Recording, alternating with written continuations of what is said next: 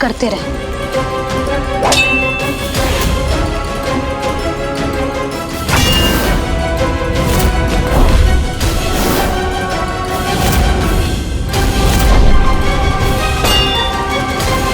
फिर क्या हुआ मैया?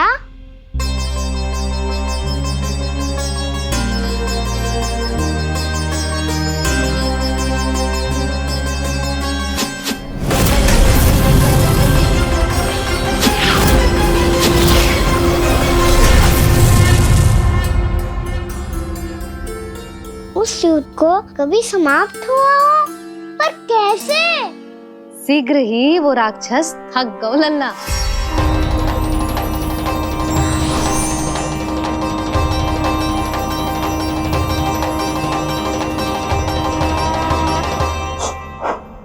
खड़े खड़े देख क्या रहे हैं नारायण? आक्रमण कीजिए, वध कर दीजिए मेरा।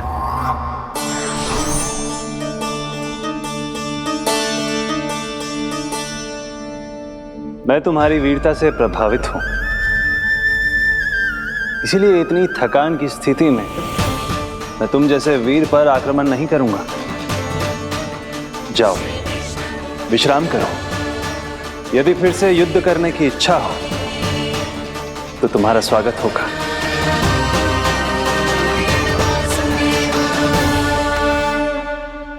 जे कह के श्री नारायण बद्रिका आश्रम चले गए और वहां हिमवत नाम की एक कंदरा में ध्यान लगा के बैठ गए। उधर वो राक्षस विश्राम करने लगो। अनेकों दिन बीत गए और अब वो राक्षस मूरा फिर से स्वस्थ होके बलवान हो गया था। उसने अपनी सारी शक्ति फिर से प्राप्त कर ली थी। श्री नारायण ने उस पर दया करी थी, पर वो फिर से श्री नारायण को छलने को तैयार होगा।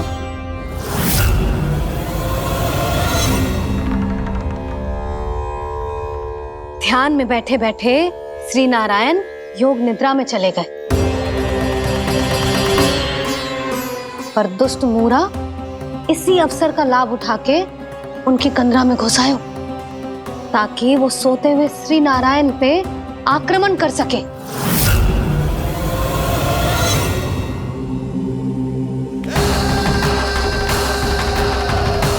आज इस लंबे युद्ध को जीतकर अपने इस अंतिम शत्रु का भी अंत कर दूंगा मैं।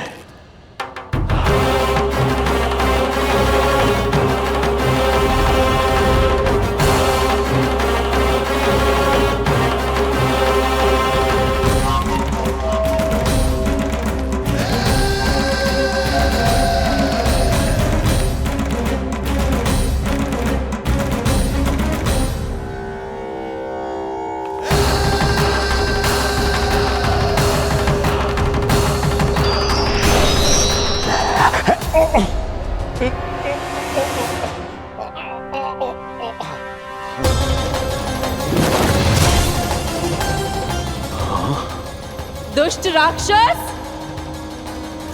प्रभु ने तुझ पर दया की, तुझे संभलने का अवसर दिया। तू इन्हीं पर ही छल से वार करने चला है।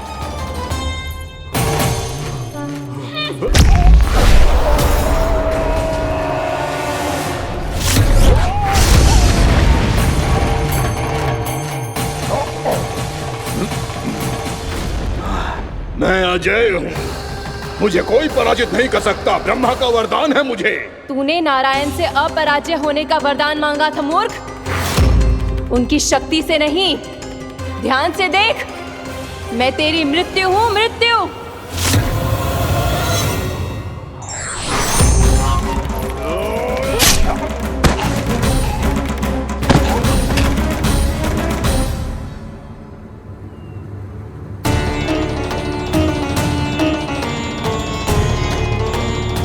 वो देवी कौन थी छोटी माँ? और कौन बलराम, वही तो थी देवी एकादशी।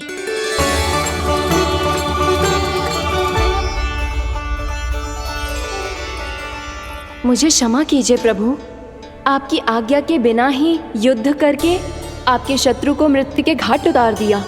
क्षमा नहीं, आपकी तो प्रशंसा होनी चाहिए देवी। असुर राज को मारकर आपने सभी देवताओं को मुक्त करवाया है। इस पापी के अहंकार से तीनों लोकों की रक्षा की है आपने। आप एकादशी की तिथि पर मेरी एकादश इंद्रियों से उत्पन्न हुई हैं। इसीलिए मेरे सभी भक्त आपको उत्पन्न एकादशी के नाम से जानेंगे। सभी तिथियों में आपका स्थान सर्वश्रेष्ठ होगा। जिस तरह आपने राक्षस के आक्रमण से मेरी रक्षा की है, उसी प्रकार एकादशी के दिन व्रत करके जो भी भक्त आपकी कथा सुनेगा, मैं स्वयं उसकी रक्षा करूंगा। जो आपकी पूजा करेगा उसे मेरी विशेष कृपा प्राप्त होगी और उसके साथ साथ उसे मिलेगा धन, सिद्धि और मोक्ष।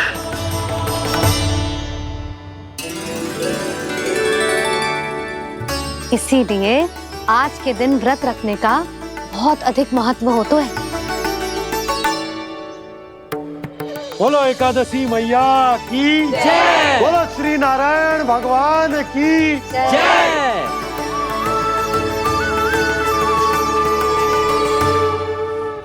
प्रभु की कृपा से एकादशी का महत्व भी पता चल गो और मेरा व्रत भी सफल होगा।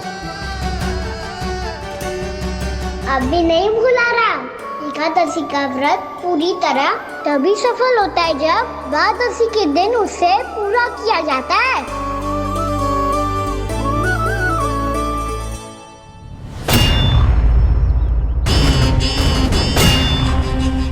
आवश्यक है आपको यह आभास होना कि उस विष्णु अवतार को पराजित करने के लिए आपके साधारण योद्धाओं में वो सामर्थ्य नहीं है। वो विष्णु अवतार कुछ अधिक ही असाधारण है।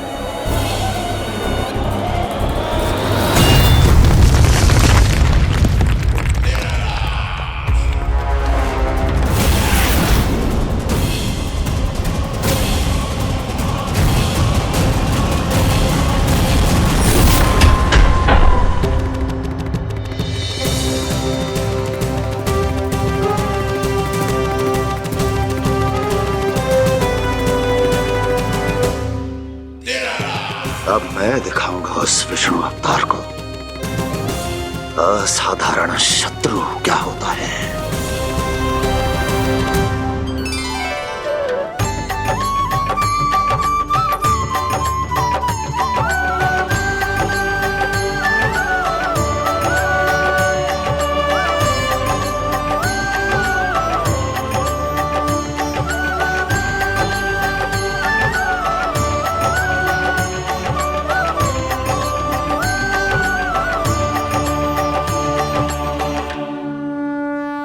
मामा अधीर हो रहे हैं, पर मैया ने मुझे अभी तक बाहर जाने की आज्ञा नहीं दी है। अभी उन्हें किसी और राक्षस को यहाँ भेजने से रोकने के लिए मुझे ही कुछ करना होगा।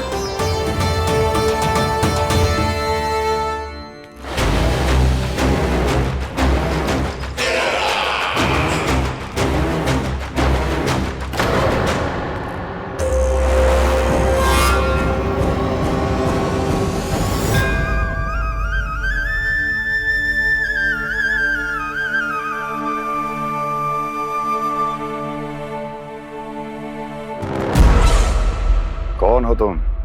बचपन से ही मुझे मारने का सपना देख रहे हैं, सिर्फ मुझे ही नहीं पहचानते।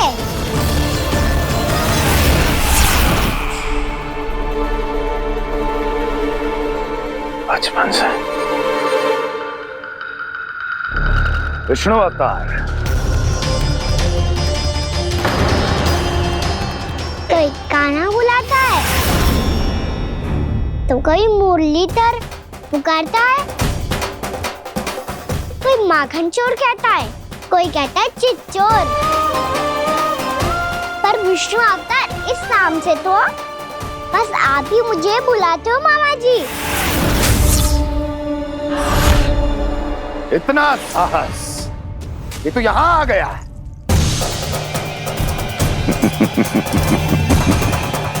यहाँ आ तो गया तू विष्णु अवतार, किंतु यहाँ से जीवित नहीं जाएगा।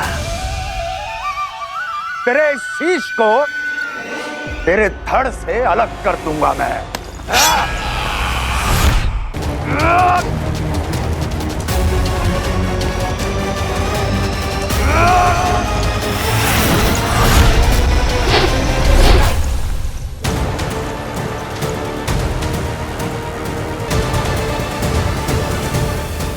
कहाँ देख रहे हो मामा जी?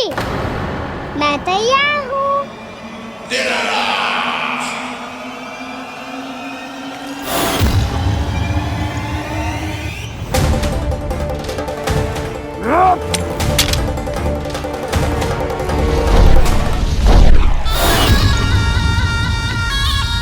मामा जी, आप सदैव इसी तरह क्रोध में रहते हो क्या?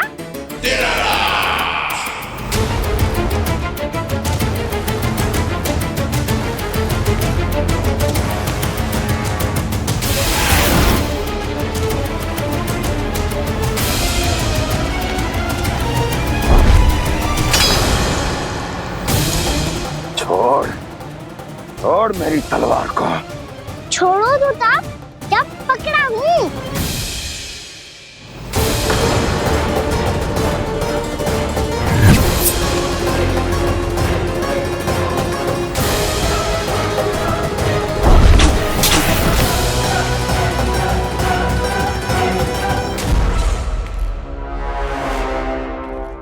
मामा जी,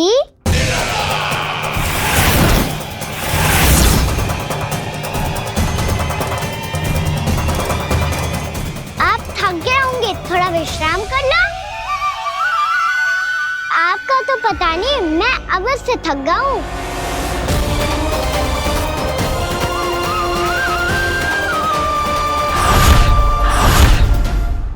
मेरे सिंहासन पर बैठने का तो साहस।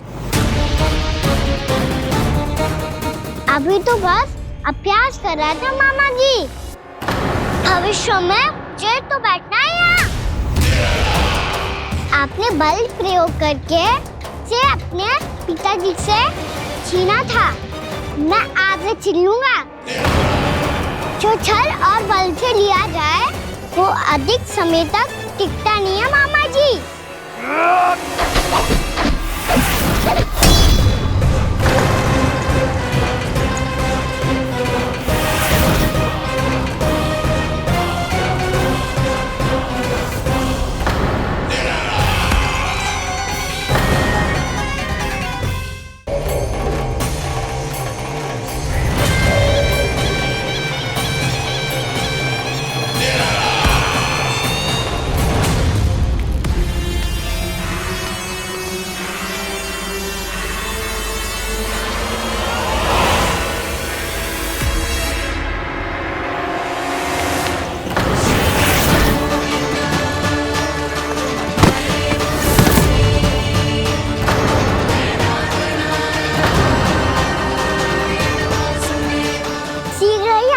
सिंहासन छोड़ना होगा।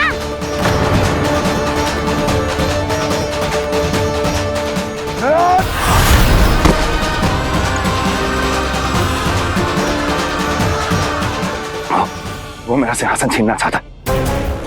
वो आ रहा है, वो आ रहा है। सैनिकों, दुर्जन, बंद कर दो सभी द्वार और झरोखे, सबके सब।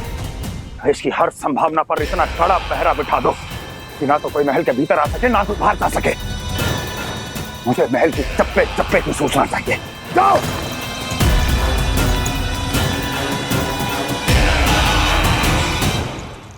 सिंहासन।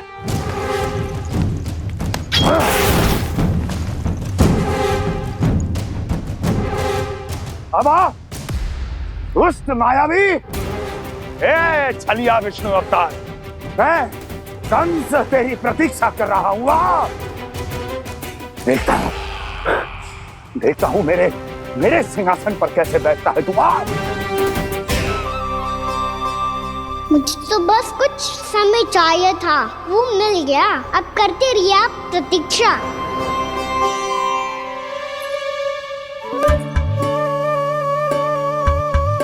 जी अपने आप से बातें क्यों कर रहे हो जी?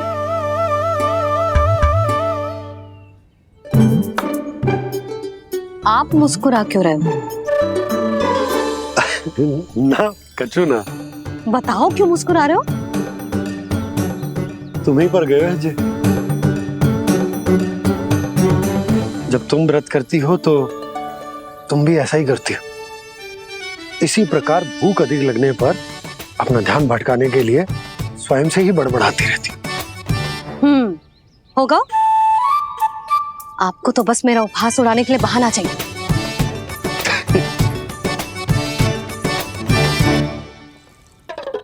लल्ला, भूख लगी है?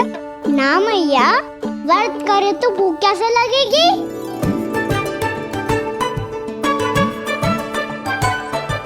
यदि लगी हो तो छोटे बालकों को थोड़ी बहुत भूल चूक क्षमा होती है। कछु ना तो फल तो तू खा ही सकते है। अब तो पूरे नियम और विधि विधान से व्रत तोड़ूंगा। कल द्वादशी के सुबह मुहूर्त के अनुसार। ठीक।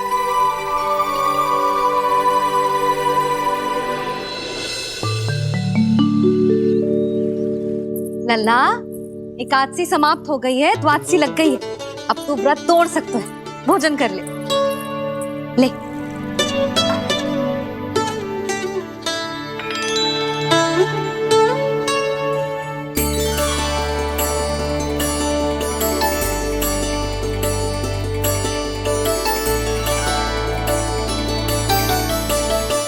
आज तो कार्य कर लीजिएगा। मैं ना चाहती कि सब गांव वाले फिर से आपका उपहास उड़ाएं। अरे, इसी क्षण कार्य आरंभ करना आवश्यक ना है। कुछ खा तो लो। कल भी पूरे दिन व्रत में रहे, अब तो कुछ खा लो। ना ना, अभी बिल्कुल भूख ना है। और हाँ भगवान, तुम्हें चिंता करने की आवश्यकता नहीं है। आज मैं किसी को भी 2 शब्द कहने का अवसर नहीं दूंगा। अरे, कुछ खाओगे पियोगे नहीं तो कैसे रहोगे?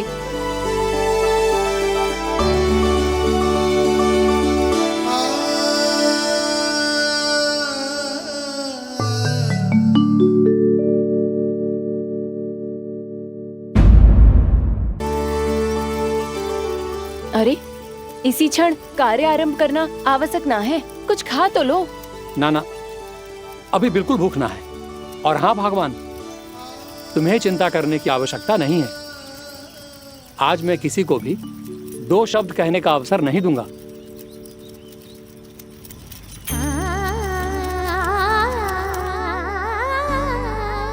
ठहर, मैं तेरे लिए मट्ठा लेके आती हूँ। व्रत के बाद पीने से पेट ठंडा रहता है। रुक।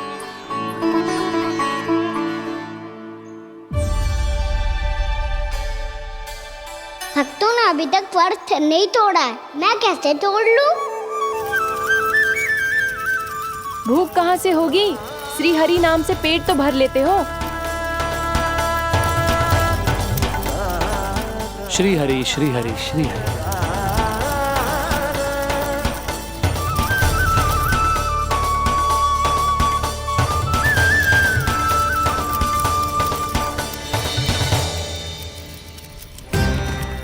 हरि हरि प्रभु हरि, हरि हरि प्रभु हरि, हरि हरि प्रभु हरि, हरि हरि प्रभु हरि।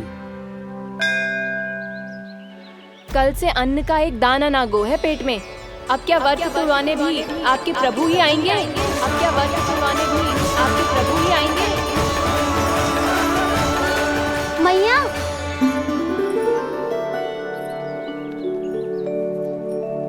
मैया पहले व्रत तोड़ के कछु खा तो लो। अभी ना, लौट के आने के बाद। हाँ,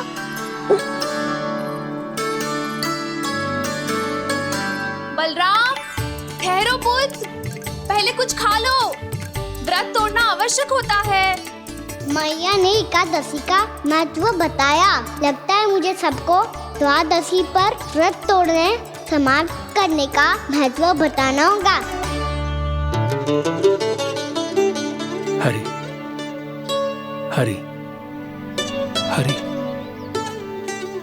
हरि हरि, मेरे हरि।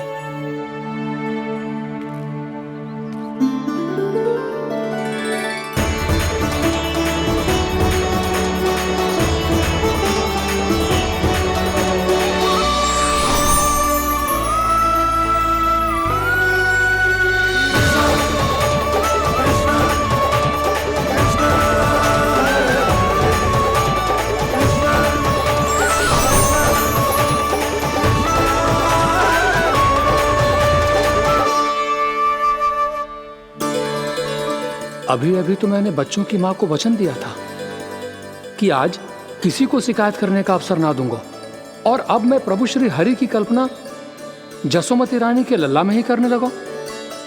ना ना, ये ठीक ना है।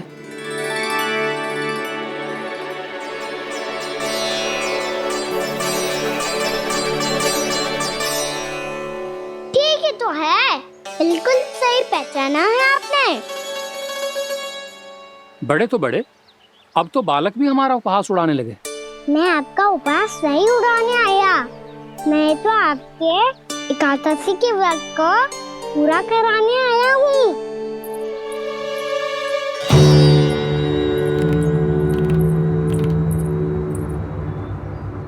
कान्हा,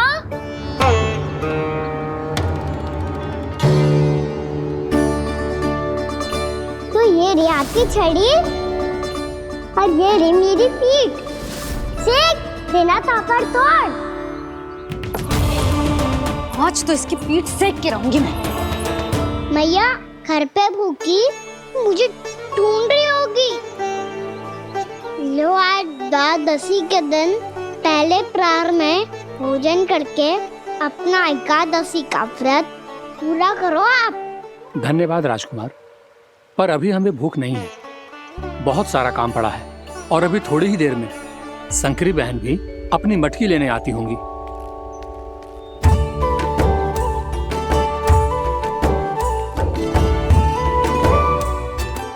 पर मैं आपका व्रत पूरा कराए बिना नहीं जा सकता। भला क्यों? भक्त भूखा रहे और भगवान खा ले, ऐसा हो सकता है भला?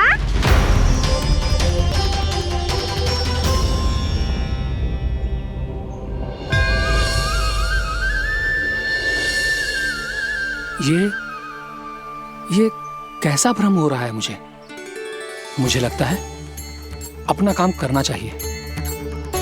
द्वादशी के पहले प्रहर में व्रत पूरा करना बहुत आवश्यक होता है, ना तो एकादशी का व्रत भी पूरा ना मानो जाता। इतनी सारी ज्ञान की बातें तुम्हें कैसे पता है लल्ला?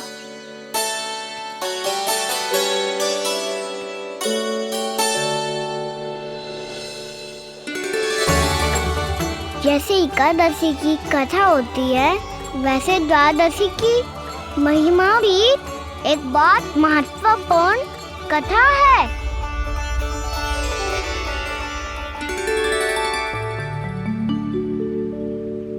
कैसी कथा? बिल्कुल सही समय पे आई हो आप, क्योंकि आपको ये कथा आपको अवश्य सुननी चाहिए।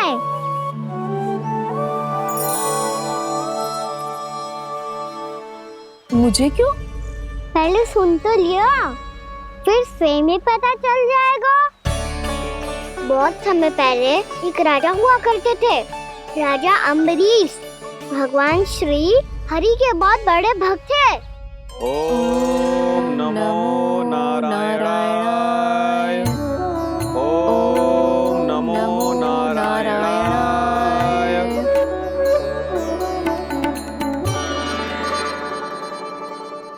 नेक पुण्य के काम करते थे वो। अपनी पत्नी के साथ हरि का नाम जपते रहते थे।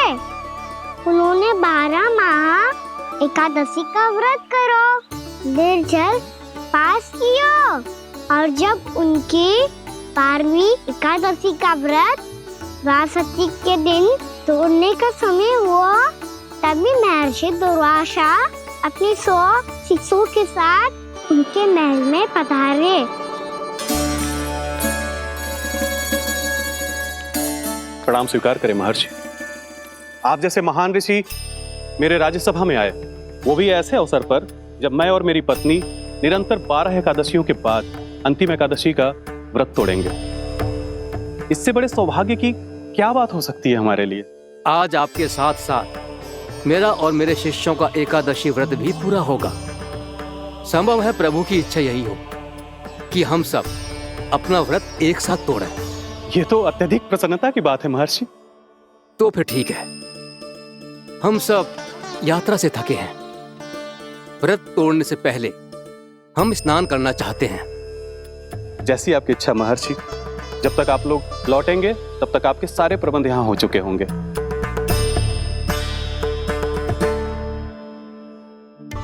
महर्षि दुर्वासा स्नान करने गए थे, पर उन्हें लौटने में विलंब हो रहा था और इधर द्वादशी पर व्रत पूरा करने का मुहूर्त बीता जा रहा था। महाराज अमरीश बड़ी विरगता के साथ महर्षि दुर्वासा के लौटने की प्रतीक्षा कर रहे थे। महाराज, व्रत तोड़ने का मुहूर्त बीता जा रहा है, बस कुछ ही समय बचा है। महर्षि और उनके शिष्यों को लौटने में न जाने कितना समय लग जाएगा। मेरा सुझाव है कि आप मुहूर्त समाप्त होने से पहले व्रत अवश्य तोड़ लें।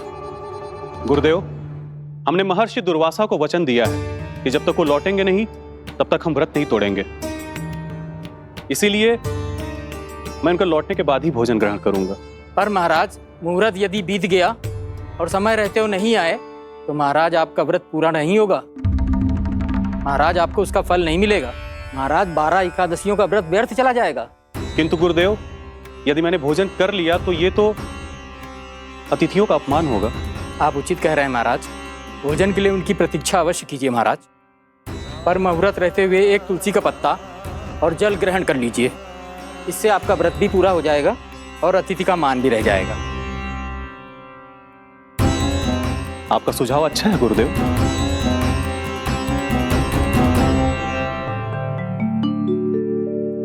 जैसे ही महाराज ने तुलसी का पत्ता खाया, वैसे ही महर्षि दुर्वासा लौट आए। महाराज,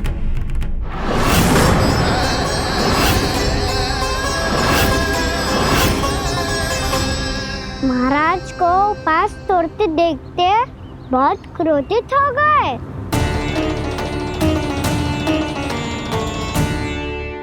बहुत बड़े भक्त हैं आप, परंतु आप ये नहीं जानते अपने अतिथियों के साथ कैसा व्यवहार करना चाहिए।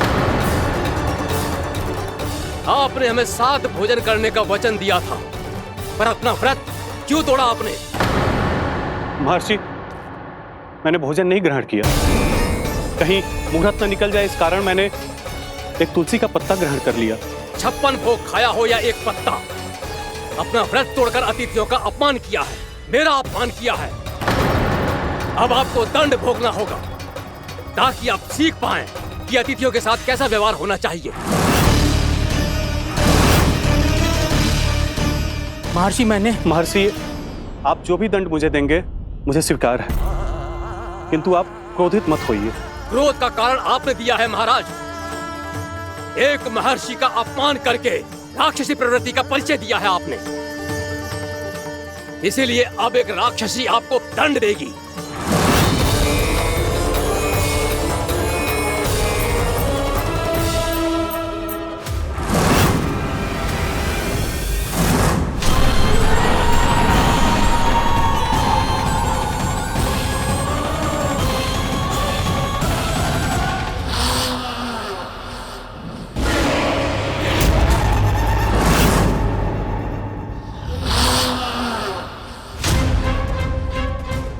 हे प्रभु, यदि मैंने सच में महर्षि का अपमान करने की भूल की हो तो मैं उसका परिणाम भोगने के लिए प्रस्तुत हूं।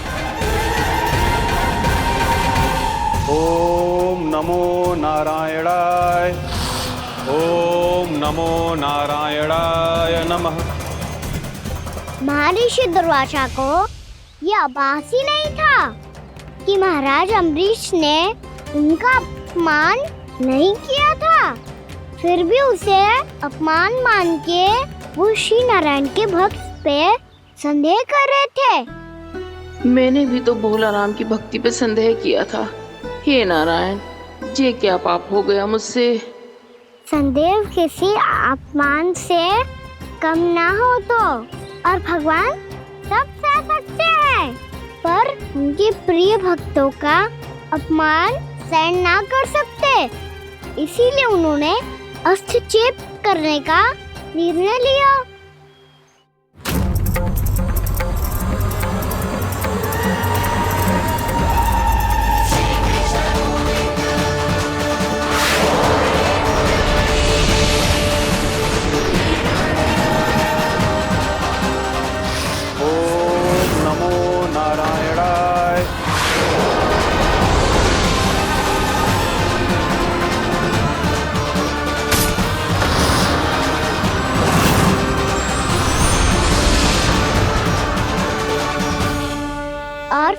भगवान का वो सुदर्शन चक्र महर्षि दुर्वासा के पीछे पड़ गया।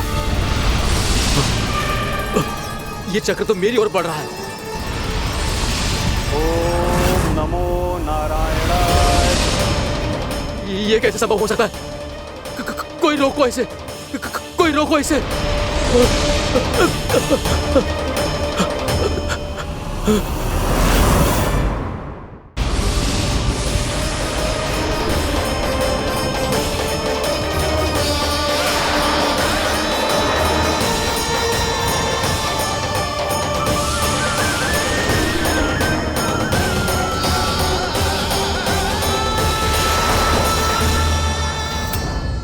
चक्र से अपने प्राण कैसे तैसे बचाते बचाते महर्षि दुर्वासा ब्रह्मलोक जा पहुँचे। ब्रह्मदेव रक्षा कीजिए, ब्रह्मदेव सहायता कीजिए, मुझे बचाइए ब्रह्मदेव, रक्षा कीजिए। ये सुदर्शन चक्र मेरे प्राणों के पीछे पड़ गया है, मुझे बचाइए ब्रह्मदेव, मुझे बचाइए। महर्षि, मैं चाहकर भी आपकी सहायता नहीं कर सकता। ऐसी स्थिति में यदि कोई कुछ कर सकते हैं तो वो है सुदर्शन चक्र के स्वामी विष्णु, क्योंकि सृष्टि में केवल वही है जो इसे नियंत्रित कर सकते हैं। वो ही इसे वापस लौटने का आदेश देकर आपके प्राणों पर छाए हुए संकट को दूर कर सकते हैं।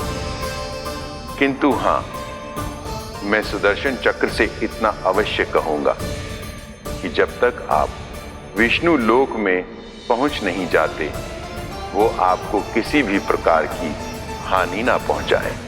आपका बहुत बहुत धन्यवाद, आपकी सदा ही जय हो।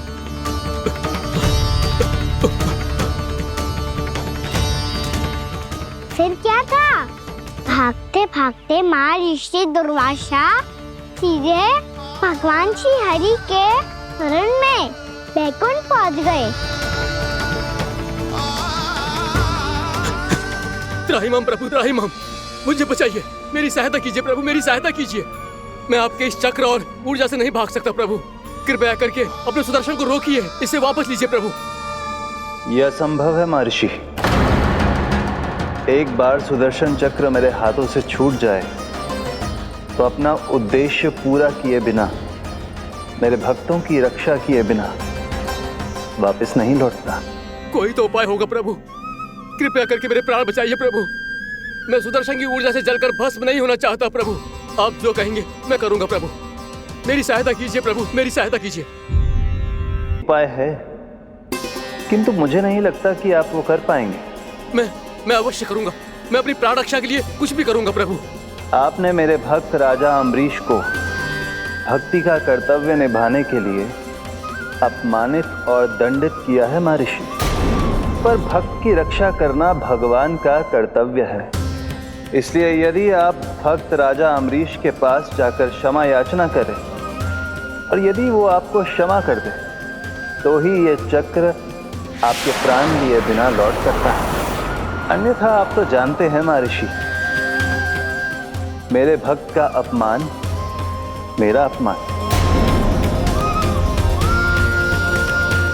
भक्त का अपमान भगवान के अपमान से कम ना हो तो है।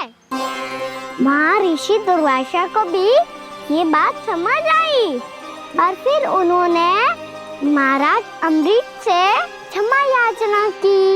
महाराज महाराज महाराज महाराज महाराज, मुझे क्षमा करें महाराज, मुझसे बहुत बड़ी भूल हो गई महाराज, मुझसे बहुत बड़ी भूल हो गई महाराज। महर्षि, आप हमारे चरण छुए ये उचित नहीं। महाराज,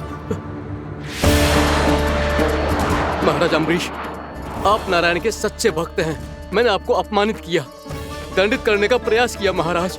इस अपराध के लिए मुझे क्षमा कीजिए महाराज, और इस सुदर्शन चक्र से मेरे प्राण बचाइए महाराज।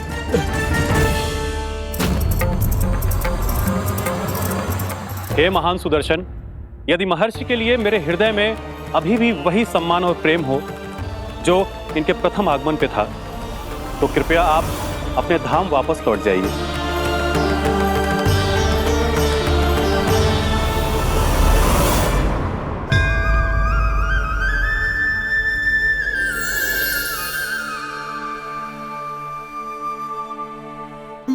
आपका बहुत बहुत धन्यवाद महाराज अम्बरीश। मैं आपको आशीर्वाद देता हूँ कि आप देवराज इंद्र के समान शक्तिशाली हों। आपकी कीर्ति का पताका 10 दिशाओं में फहराए। मेरी बस एक ही इच्छा है महर्षि कि मैं आपके साथ अपना उपवास तोड़ सकूं। अवश्य महाराज, हम सब भोजन आपके साथ करेंगे और अपने आप को नारायण की सेवा में अर्पित करके व्रत को पूरा करेंगे, क्योंकि आज जो यहाँ हुआ है उससे सिद्ध हो चुका है कि एकादशी व्रत का फल द्वादशी की सुबह भोजन करने से ही प्राप्त होता है। इस कथा से हमें पता चलता है कि सभी को द्वादशी के सुबह भर पेट भोजन करके एकादशी का व्रत पूरा करना चाहिए। और दूसरी बात, भगवान की सच्ची भक्ति अपमान कभी ना करना चाहिए। उनके साथ सदैव प्रेम से व्यवहार करना चाहिए। यही भगवान को सबसे अधिक प्रिय है। भैया भोलाराम, मैंने भी श्री हरि पे तुम्हारे विश्वास का उपहास उड़ाया था, मुझे क्षमा कर दो। ना ना, आप क्षमा मांगकर मुझे लज्जित मत करो। आप तो मेरी बहन जैसी हैं। जब महर्षि दुर्वासा जैसे महान ऋषि को भी प्रभु के भक्त से क्षमा मांगनी पड़ी, तो मैं तो बहुत ही तुच्छ हूँ। मुझे आपकी किसी भी बात का बुरा ना लगा। पर पता है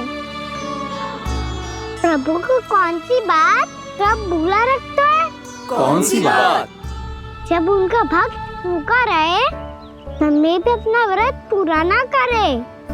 और जैसा कि आप सभी ने अभी कथा से सीखो है, एकादशी के व्रत को द्वादशी की सुबह अवश्य पूरा करना चाहिए। अब आप जाओ, अपना व्रत पूरा करो।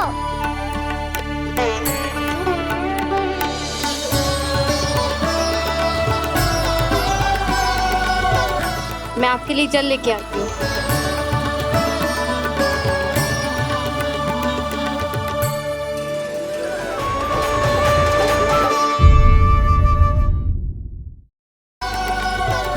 मैं आपके लिए जल लेके आती हूँ।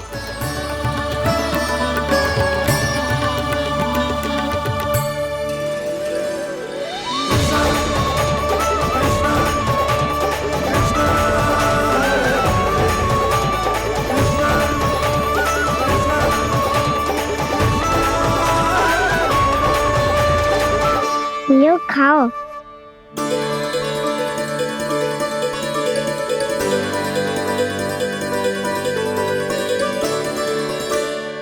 कान्हा,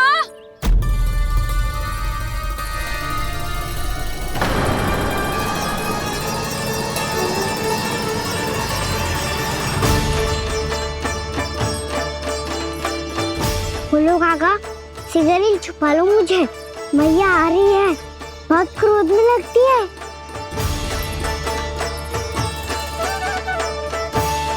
आज तो बहुत दंड मिलेगा। अभी क्षण भर पहले तो ये साक्षात भगवान के रूप में बात कर रहे थे, और अब अचानक ही ऐसे बालक बन गए जो मैया से दंड मिलने के भय से व्याकुल हैं। बोला काका, किस सोच में पड़ गए? सिगरेट छुपा लो मुझे।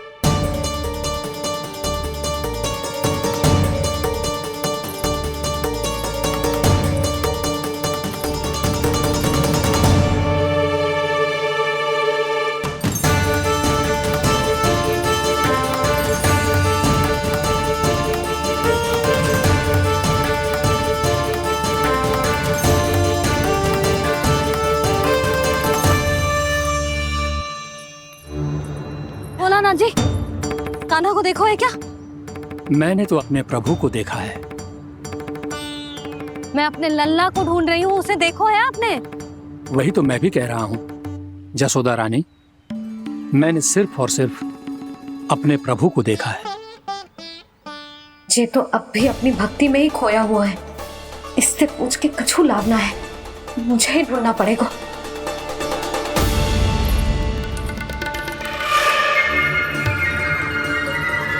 बच गए। संकरी मौसी, कान्हा को देखो है क्या कहीं?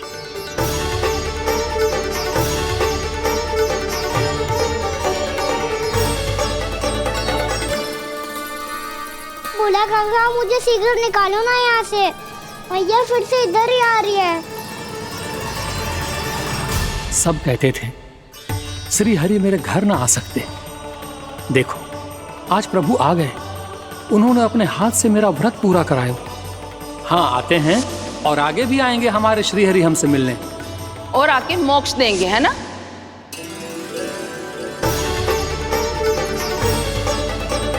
शीघ्र निकालो ना भोला काका, मैया आ रही है। मैं ना निकालूं? क्यों? मेरा अर्थ है मैं निकालूंगा, अवश्य निकालूंगा, पर तब तक नहीं निकालूंगा जब तक आप मेरी सारी बातें मान नहीं लेते हैं। कौन सी बात? प्रभु मुझे मोक्ष प्रदान कर दीजिए प्रभु। तथास्तु। ना ना ना ना प्रभु, मेरे साथ साथ मेरे परिवार को भी मोक्ष दे दीजिए। तथास्तु। अब तो निकाल दो, मैया देख लेंगी। ना प्रभु, मेरे परिवार के साथ मुझसे जुड़ी हुई हर वस्तु, जीव जंतु, प्राणी, गाय बैल भैंस, सभी को मोक्ष प्रदान कर दीजिए प्रभु। तथास्तु। प्रभु आप सच में अद्भुत हैं। मैंने जो मांगा आपने बिना सोचे समझे सब प्रदान किया। मैं ही अपनी मांगे बढ़ाता रहा। प्रभु प्रभु मुझे क्षमा कर दीजिए, प्रभु मुझे क्षमा कर दीजिए।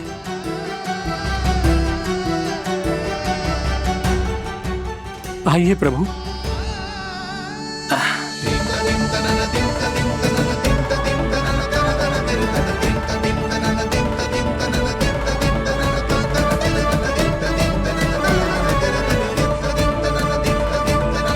प्रभु आप तो प्रभु हो, हरि हो, भगवान हो।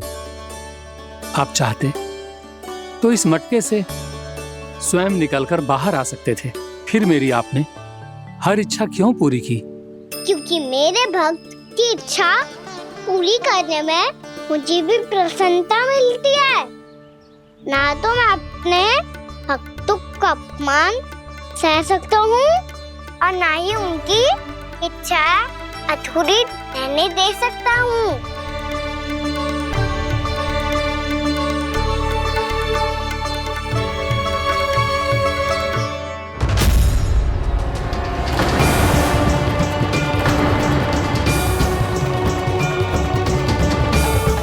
क्या कही थी तूने? हाँ, कि तू फिर से छल ना करेगा। फिर मुझे बिना बताए घर से बाहर कैसे निकलो? क्षमा करना मैया, पर जो आपने सिखाया था मैंने तो उसी का ही पालन करो है। फिर से चतुराई कर रहे हो है ना? हाँ? आप ही ने तो कही थी ना, यदि कछु करने से किसी को हानि ना पहुंच रही हो या फिर किसी अच्छे कार्य में सहायता हो रही हो तो आज्ञा लेने की आवश्यकता ना होती। यदि तेरे कछु करने से किसी और की कोई हानि ना हो रही हो या किसी के अच्छे कार्य में सहायता हो रही हो तो मुझसे आज्ञा लेने की आवश्यकता ना है। तो किस अच्छे कार्य के लिए आया है यहाँ? द्वादशी के सुबह एकादशी का व्रत खोल के भोजन करा जाता है। ये बात ना तो भोला काका को पता थी, ना शंकरी मासी को और ना ही किसी और को। और तुझे पता थी?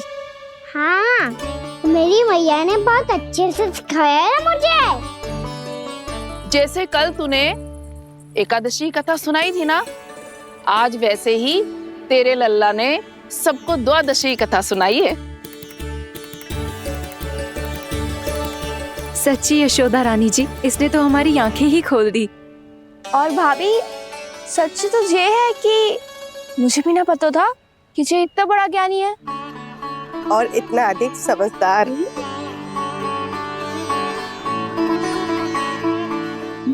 द्वादशी की कथा? वो तो मैंने इसे कभी सुना ही ना है। फिर इसे कैसे पता थी? रानी जी, जो स्वयं भगवान हैं, भला उन्हें कैसे कुछ नहीं पता होगा?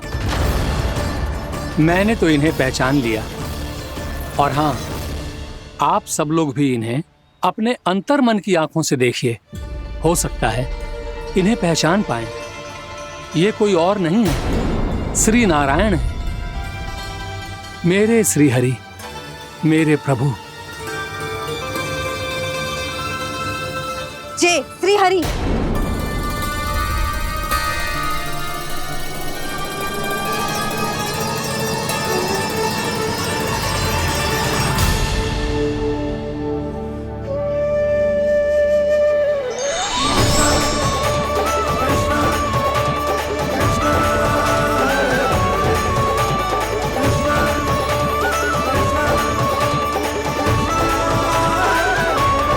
ये क्या कर दिया भोला? जिस रास्ते को मैंने इतनी कठिनाई से बचा के रखा था, सबके सामने उसे उजागर कर दिया तुमने।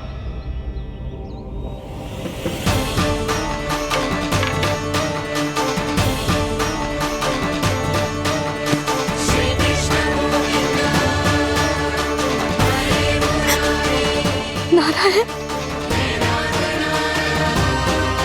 नारायण, श्री नारायण।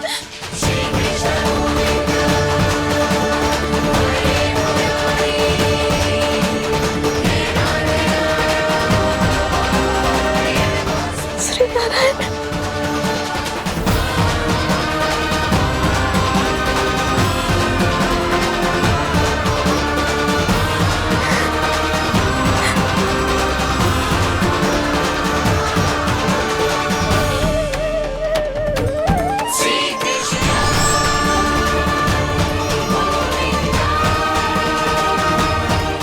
श्री नारायण प्रभु।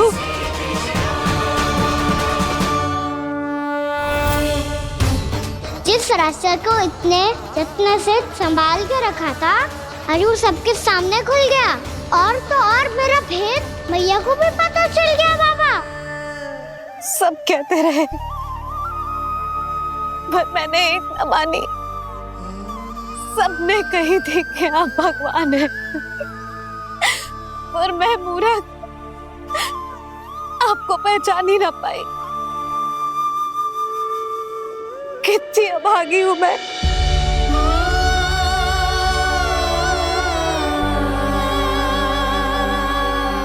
जिस मुंह से मुझे आपकी महिमा गानी चाहिए थी, उसी मुंह से मैंने आपको डांटा है।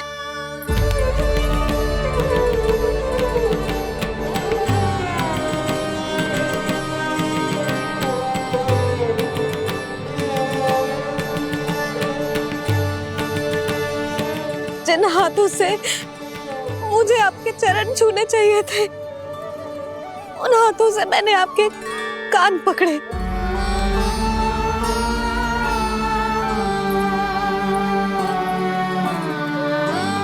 मुझे तो आपकी सेवा करनी चाहिए थी प्रभु, और मैंने आपको दंड दियो, आपको घर से बांध दियो।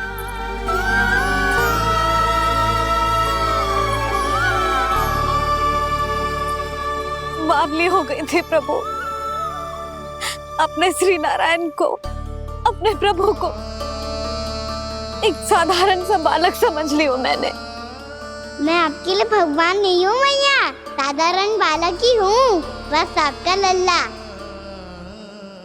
बुद्धि भ्रष्ट हो गई थी, भूल पर भूल करती चली गई। आज भी आपके पीछे पीछे छड़ी लेकर दौड़े चले आए।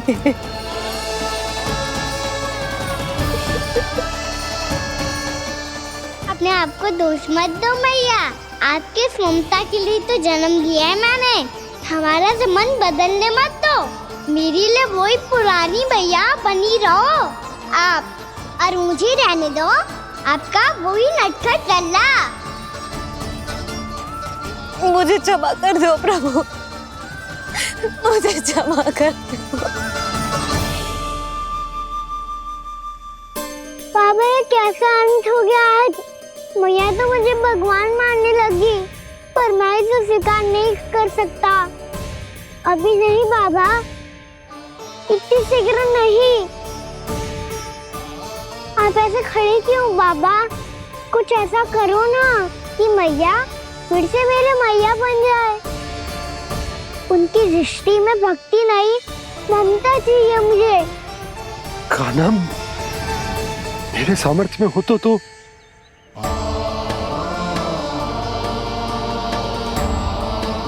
दाऊ, आप तो बड़े भाई हो, अपने छोटे भाई की सहायता करो ना, जिससे मैया सब कुछ भूल जाए। मैं क्या कर सकता हूँ कान्हा? कोई तो सहायता करो मेरी।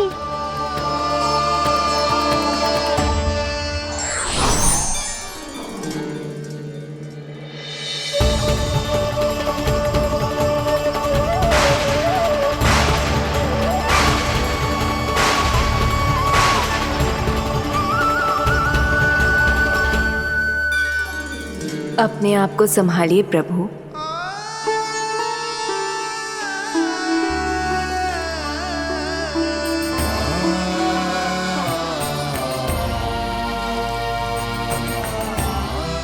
देखो ये क्या हो गया, भैया को सब पता चल गया। अभी तो मुझे मैया की ममता का शौक पूरी तरह मिला ही नहीं था। योग माया,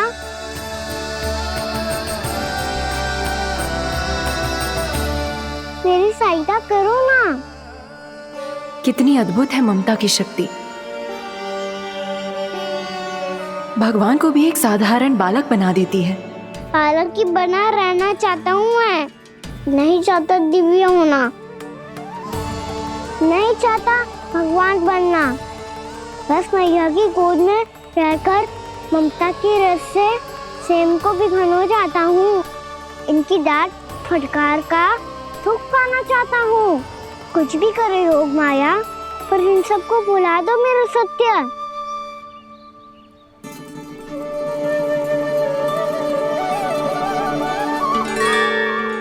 पर इन्हें तो मोक्ष का वरदान मिल गया है प्रभु, इसलिए इनके लिए समय की गति को लौटा पाना संभव नहीं होगा। प्रभु, अब मुझे ये सब भूलने की कोई आवश्यकता नहीं है।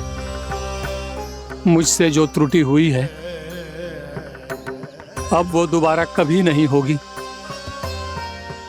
और आज के बाद आपका ये सत्य मैं किसी को नहीं बताऊंगा प्रभु, क्योंकि मुझे पता चल गया है कि आपका यशोमती मैया के लल्ला बने रहना कितना आवश्यक है।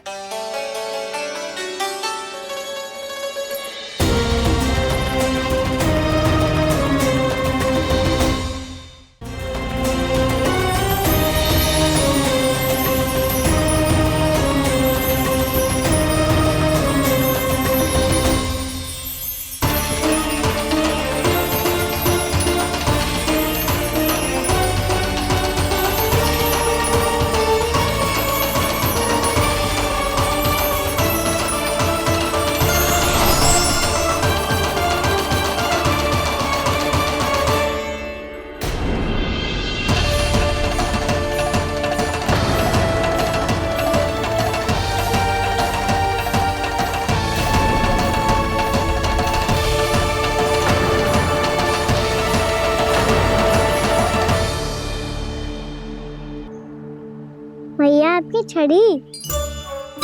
पहले चुपके से भाग जातो है, फिर स्वयं ही छड़ी भी पकड़ा रो है? नटखट कहीं का। हंसी आ रही है? अरे किस बात पे इतनी हंसी आ रही है रे? हाँ?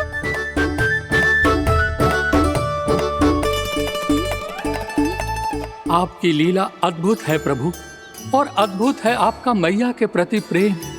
हंसी ना है मैया, ये तो प्रसन्नता है, अपने मैया से मिल जाने की प्रसन्नता। अच्छा, ढूंढ मैं तुझे रही हूँ और तू कह रहे हो कि मैं मिल गई तुझे। तू घर चल लल्ला, अच्छे से पिटाई करूंगी तेरी।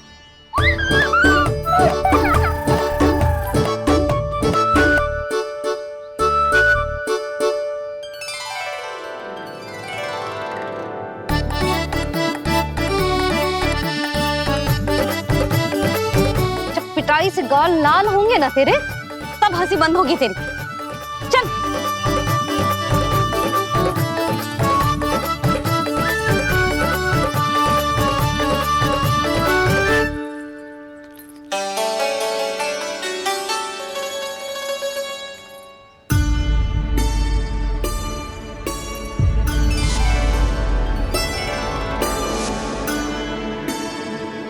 लगता है भैया की और चतन स्मृति वापस आ रही है।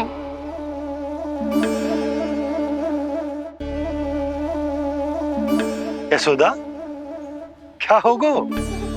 ना कछु ना। आपको बताऊंगी तो और हंसेंगे मुझ पे। बोल दो, मैं उपास ना उड़ाऊं, सच्ची। देखो देखो इसे कैसे हंस रहे हैं। मेरे हाथ में छड़ी है, मैया क्रोधित है, पर जे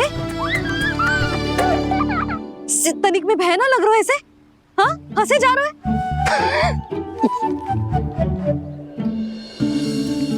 दोनों बाबा लल्ला एक जैसे हो। चल तू, चल चल। दाऊ, आप तो बड़े भाई हो, अपने छोटे भाई की सहायता करो ना, जिससे मैया सब कुछ भूल जाए। सुबल, तू कच्चू खा क्यों ना रहो है? व्रत ही करना था तो बलराम के जैसे कल कर ले। तो कल तो एकादशी भी थी। खाना के बिना कछु करने का मेरा मन ही ना कर। तो बात तो सच्ची है, उसके बिना गोचारण भी ऐसा लगता है जैसे कितना भारी कार्य है, व्यवस्था में करना पड़ता है। सही कह रहे हो तुम दोनों। मैं तो गोपालक भी इसलिए बना था ताकि कान्हा के संग खेलने को मिल जाए। बलराम तो हमारा सगा कम और मुख्य अधिक है।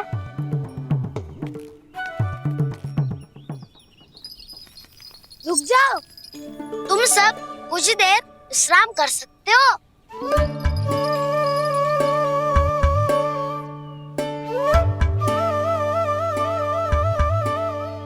तू बोल। ना मैं ना बोलूंगा, तुम दोनों ही बोलो। और तुम सबका सखा पहले हूँ और टोली का मुखिया बाद में, इसलिए घबराने की आवश्यकता नहीं है। जो भी बात है बिना हिचक बता सकते हो मुझे। तो फिर कुछ ऐसा करो ना कि कान्हा फिर से हमारे साथ गोचारण करने के लिए आने लगे।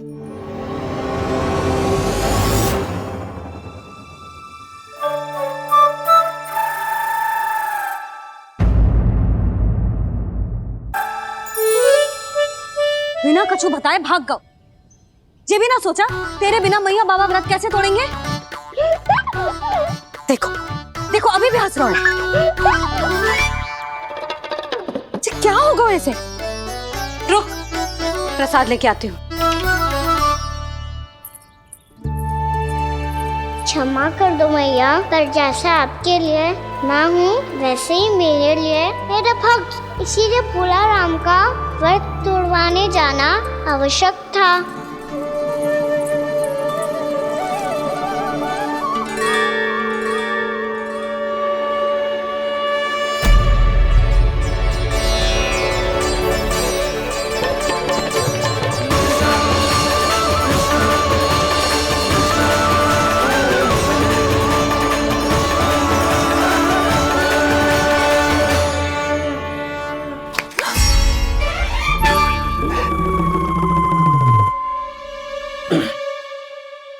सुधा, फिर से खो गई तुम।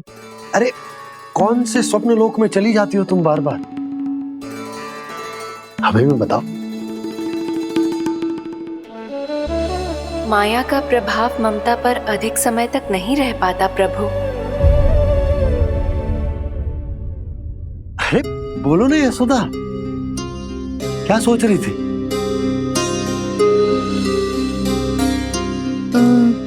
मैंने ना श्री नारायण को देखो है। हाँ तो वो तो मैं भी देख रहा हूँ, यही तो है हमारे सामने। ये वाले ना तो मैंने साक्षात श्री नारायण को देखो है, वो भी अपने कान्हा के भीतर देखो। कान्हा के भीतर? ना मतलब कान्हा और ये दोनों आमने सामने थे। मैं कुछ समझो ना यशोदा। नारायण और कान्हा दोनों आमने सामने थे? ना, मेरे कहने का अर्थ है कि कान्हा और श्री नारायण एक दूसरे के आगे पीछे थे। अच्छा, तो मतलब श्री नारायण आगे थे और कान्हा पीछे था। पर अगर कान्हा पीछे था तो तुमने कैसे देखा? ओहो, कान्हा आगे था, श्री नारायण पीछे थे।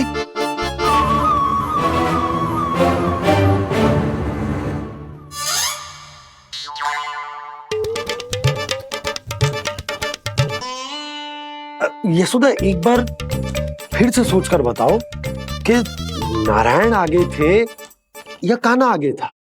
ठीक से याद कर। बता तो रही हूँ जी, थोड़ी धुंधली धुंधली सी स्मृति है।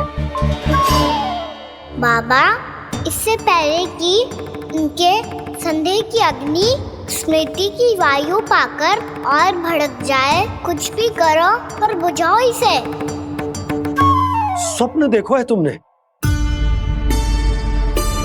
हाँ, संभव है स्वप्न ही था।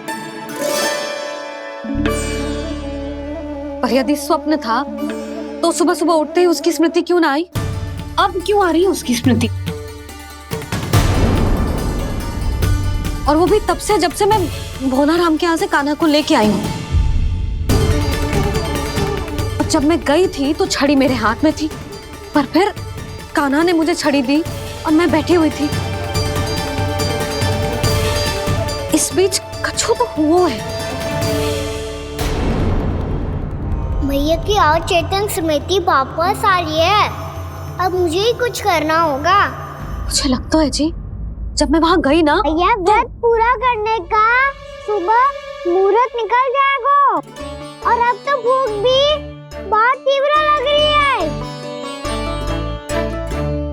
हे नारायण, मैं तो भूल ही गई कि लल्ला भी तो कल से भूखा है।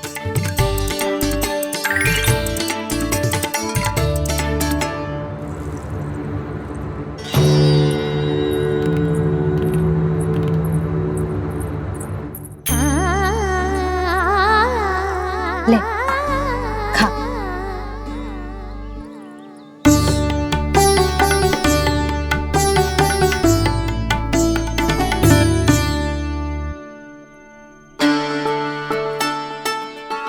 संतान की चिंता में सब कुछ भुला दे, ऐसी ही होती है ममता।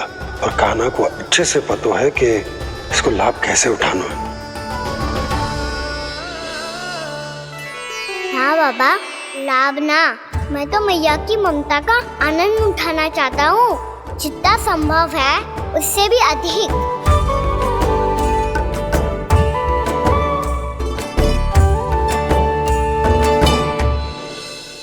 बलराम, कान्हा को फिर से गौचारा लाने के लिए केवल तू ही मना सकते है। तुम्हें ही वो क्षमता है, हमारी टोली के मुख्य गोपालक जो हो तुम। हाँ, और कान्हा के दाव भी तो हो तुम। हाँ, वो तुमको मना ना कर पाएगा। तुझे छोटा होने के नाते तुम्हारे आदेश का पालन तो करना ही चाहिए कान्हा को। चिंता मत करो सखा, मैं कछु कहूँ और कान्हा ना माने, ये तो संभव ही ना है।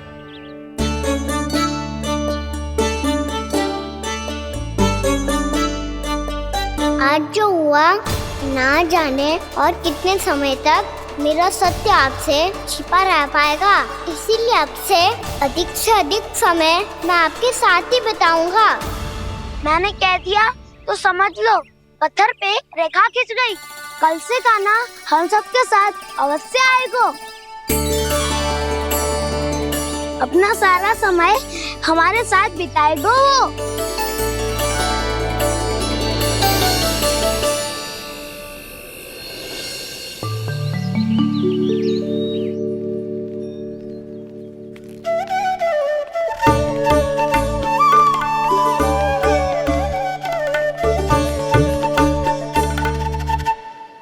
अभी तक तैयार नहीं हुए? तैयार? गौचारण के लिए चलना है ना, तुम्हें लेने आया हूँ। नाना दाऊ, मैं ना चल सकता, मुझे आज्ञा ना है। वो तो माखन चोरी के लिए भी नहीं थी। उस दिन जो वक्कासुर के सामने चले गए थे तुम, तभी तो नहीं थी आज्ञा। इसलिए आज्ञा का बहाना मत ही बनाओगा ना।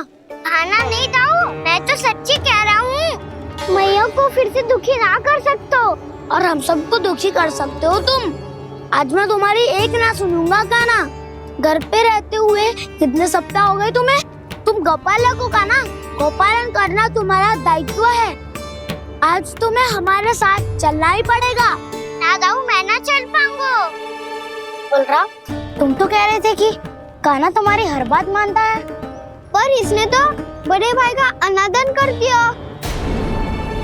रुक जाओ कान्हा, सत्य बताओ, तुम छोटी माँ के कारण वन नहीं चल रहे हो, या अब तुम्हें हमारे साथ रहना ही अच्छा नहीं लगता? कहीं ऐसा तो नहीं गौचारण में तुम्हारी रुचि समाप्त हो गई हो? ना दाऊ, ऐसा कछु ना है।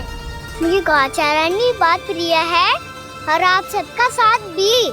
तो फिर वन चलने में क्या समस्या है तुम्हें? अपने दाऊ की बात मान लो और चलो चुपचाप। मैंने सबको वचन दिया है कि तुम हम सबके साथ चलोगे। पर दाऊ, मैंने भैया को भी वचन दिया है कि मैं नहीं जाऊंगा। इसका अर्थ है कि मेरे वचन का कोई मूल नहीं है। मैं तुमसे बड़ा हूँ कान्हा, तुम्हें मेरी आज्ञा माननी चाहिए। मुझे भी तो वचन दिया था तुमने। दाऊ, आप समझ क्यों ना रहे? मैंने कहा ना, मैं नहीं जा सकता। रुक जाओ कान्हा।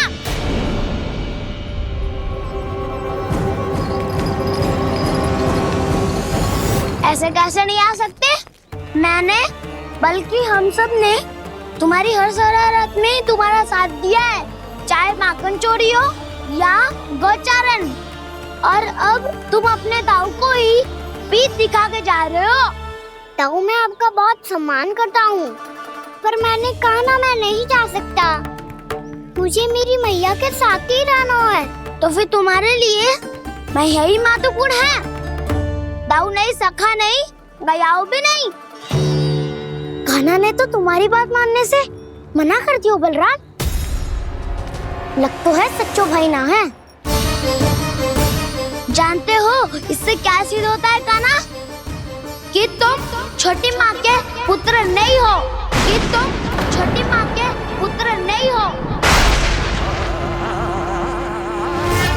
दाऊ, ये क्या कह रहे हो आप? और नहीं तो क्या, तुम उनके वास्तविक पुत्र होते तो अपने दाऊ की आज्ञा कभी नहीं टालते। ऐसा मत ही कहो दाऊ, मैं अपनी मैया का ही लल्ला हूँ। मुझे तो लगता है छोटी माँ हाथ से ग्रह करके लाई है तुम्हें। अब ऐसा क्यों बोल रहे हो दाऊ? क्योंकि मैं वो सत्य देख रहा हूँ जो तुम नहीं देख पा रहे हो। छोटी माँ और छोटे पापा दोनों गोरे हैं, और तुम अपना रंग देख लो, स्वयं विचार कर लो। जी तो मैंने भी सोचा था, बस बोला नहीं। हाँ तो क्या हुआ, मेरी त्वचा का रंग अलग है, मैं उन्हीं का ही लल्ला हूँ। बस धूप में तुम सबके साथ इतना खेला हूँ कि मेरी त्वचा का रंग बदल को है। बड़बोली बात मत ही कर कान्हा, स्वयं को बचाने के लिए हम पर दोष लगा रहे है। सत्य तो ये है कि तेरी त्वचा सदैव से ऐसी थी कान्हा। लग तो है ये कि बलराम सही कह रहा है। इसका अर्थ है कि सस्ते में नन काका यशोदा काकी इसके हाथ से ग्रेप करके आए हैं। बालक हाथ में थोड़ी ना मिलता है। हमारे घर में जो बछड़ा है उसको तो मेरे बाबा हाथ से ही लाए थे, पर मुझे हाथ से कोई ना लायो है। मैं अपनी मैया का ही लल्ला हूँ, यशोमती मैया का नंदलाला ही हूँ मैं। तुम्हें वन चलना है तो चलो, या फिर मत चलो, पर छोटी माँ और छोटे बाबा का लल्ला होने का स्वांग करने की कोई आवश्यकता नहीं है।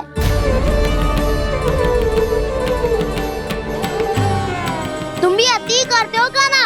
कब एक बालक की तरह व्यवहार करते हो और कब भगवान की तरह, कुछ समझ में नहीं आता। भगवान की तरह? मैंने भगवान क्या किया? हाँ हाँ कह दिया तो कह दिया। खड़े खड़े मेरा मुंह क्या देख लो, चलो। या फिर तुम सबको भी अपने मैया के पल्लू में बंधकर घर पे ही रहना है।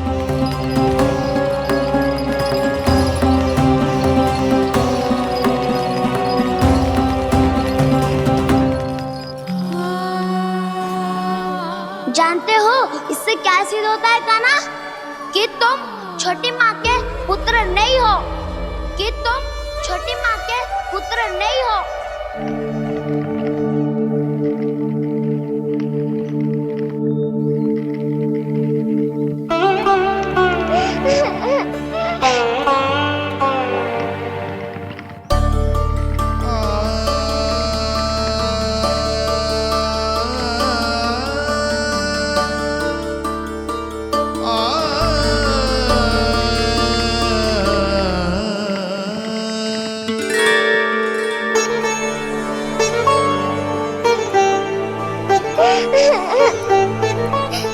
क्या हो गो लल्ला, रो क्यों रहो?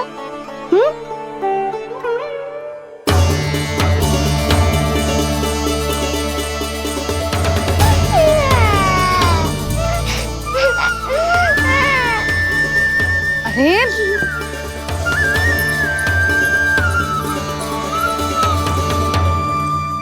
मैया को ना बताए को लल्ला, क्या हुआ? हाँ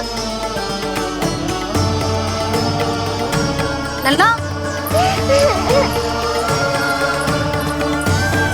क्यों रो रहा है लल्ला? बता, किसी ने कुछ कही है क्या? क्या होगा लल्ला? मैं आपका लल्ला ना हूँ।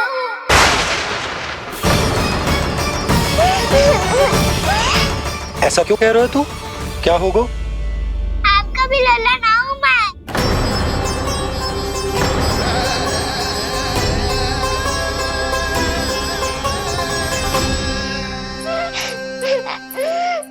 लल्ला, कान्हा, जी क्यों कह रहे हो लल्ला? मुझे पता चल गया है, मैं आप दोनों का लल्ला ना हूँ।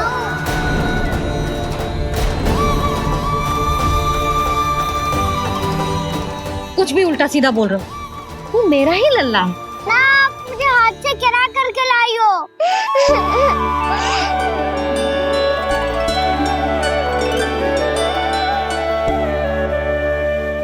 लल्ला, तुझे किसने कही कि हाट में बालक मिलते हैं? मिलते हैं, पूरी गैया का बालक भी तो हाट से ही आयो है। अच्छा, क्षण भर के लिए मान लिया कि हाट में बालक मिलते हैं, पर तुझे कैसे पता चला कि तुझे हाट से ही लेके आए? मेरा रंग देखो और फिर अपना हाथ देखो।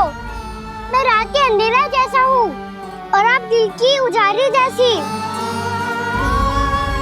पापा का रंग भी आप जैसा ही है, बस मैं ही बावला हूँ।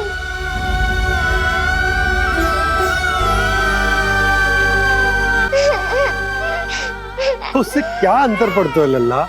पर तो मैं तभी तो दाऊ अन्य सभी सखाओ ने ऐसा कहा। इस बात पर ध्यान मत ही दे। माँ की ममता और बाबा का स्नेह, इसका कोई रंग ना हो तो है लल्ला। तो फिर आप ही बताओ, भैया क्यों गोरी और मैं क्यों काला?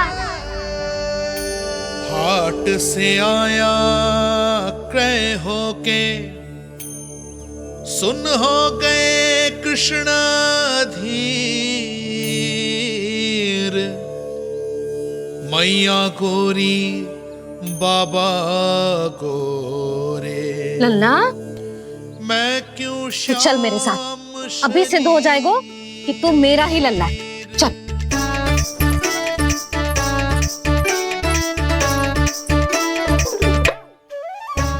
ये दोनों लल्ला और मैया का मन कछु समझ ही ना आता, कछु ना कछु उटपटांग करते ही रहते हैं दोनों।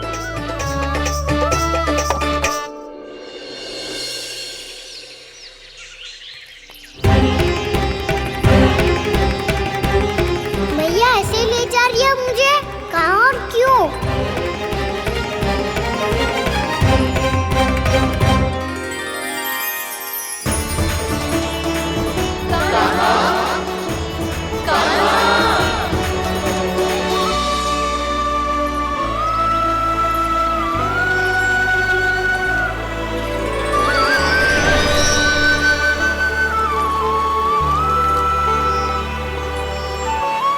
खाना आए हैं, कितने दिनों के बाद खाना आए हैं।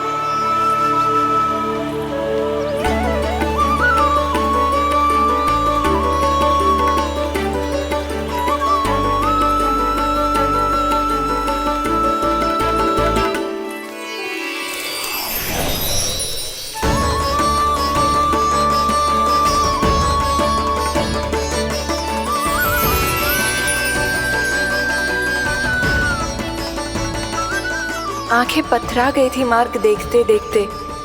आज बहुत दिनों के बाद आपके दर्शन करके मेरे वन का और मेरे मन का कोना कोना जैसे खिल उठा हो। तुम्हारी योजना का भी कोई लाभ ना हो। योजना बना के छल में फंसाना मुझे नहीं आता। इस सब में तो केवल कान्हा ही प्रवीण है। कल उसने यशोदा काकी से हम सबकी शिकायत कर दी तो लग तो है कर ही दी। वो देखो। आजा।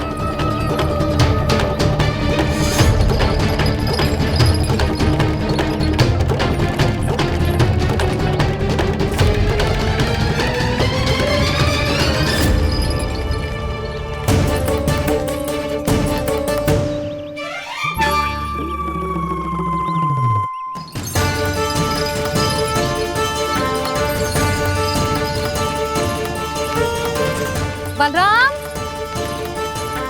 बलराम,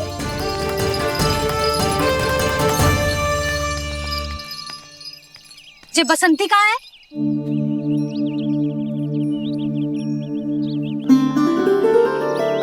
ये देख बसंती, हाँ, और उसका लल्ला वो गोपी। उन दोनों की त्वचा का रंग एक सा है? कान्हा, तू देख के बता, बसंती और उसके लल्ला का रंग एक सा है? और ये देख डमरू, इसका जन्म तो तेरे सामने हुआ था ना? हाँ, और उसकी मैया गोमती। इन दोनों की त्वचा का मिलान कर, एक सा रंग है?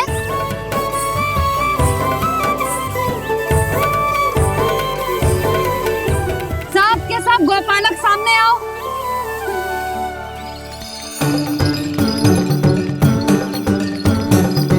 अब तुम सब भी देख के बताओ, दोनों की त्वचा एक जैसी है या रंग अलग अलग है?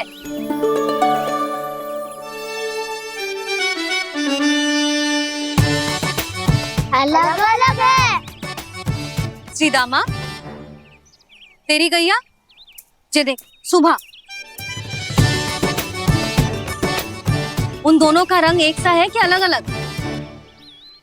तो जब सुभा और श्यामू का रंग अलग हो सकता है, डमरू और गोमती का रंग अलग अलग हो सकता है, और जे गोपी और बसंती का रंग अलग अलग हो सकता है, तो भी जे सब मैया और लल्ला ही है ना?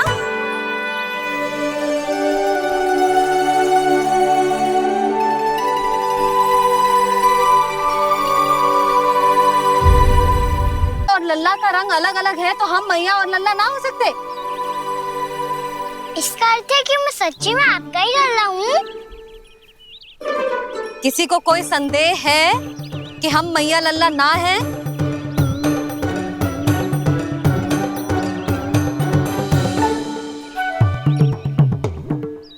कोई संदेह है? नहीं छोटी माँ, मुझे कोई संदेह नहीं है। मैं तो बस अपने छोटे भाई के साथ परिहास कर रहा था।